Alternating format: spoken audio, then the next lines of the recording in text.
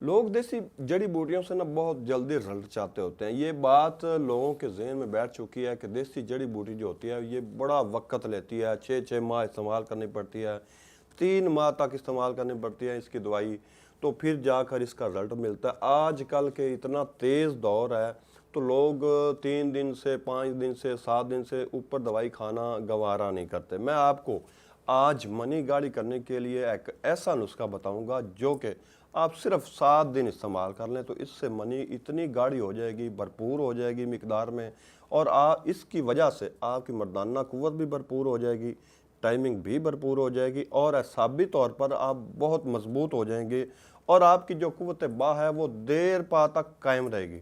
नुस्खा कौन सा है इसका? आपने सिर्फ 7 दिन इस्तेमाल करना है।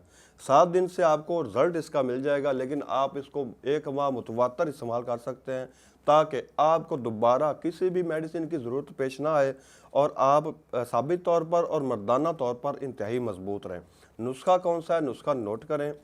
आरस सिंगाड़ा जो है वो 20 ग्राम है, साल मिस्री 20 ग्राम, मूसली सफ़ेद इंडिया वाली 20 ग्राम, ताल मखाना जो है वो 20 ग्राम, दाना इलायची कलां 20 ग्राम, मोचरस 20 ग्राम, शिकाकल मिस्री 70 ग्राम, बुफली 70 ग्राम, दालचीनी 10 ग्राम, लौंग 10 ग्राम, जौज़ मासल 10 ग्राम, कुश्ता नुकरा 5 ग्राम। इन तमाम अज्जा को आपने ना बारीक पीस कर इसमें से 1 चम्मच की खीर बनाकर आपने रात सोते वक्त खानी है।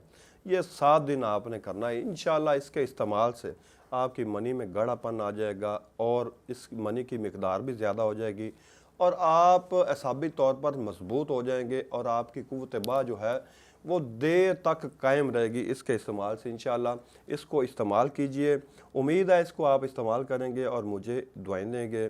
तो ये था नुस्खा कुव्वत बा को बहाल करने वाला। इसके साथ ही हकीम मोहम्मद अहमद को इजाज़त दीजिए। अल्लाह हाफिज़।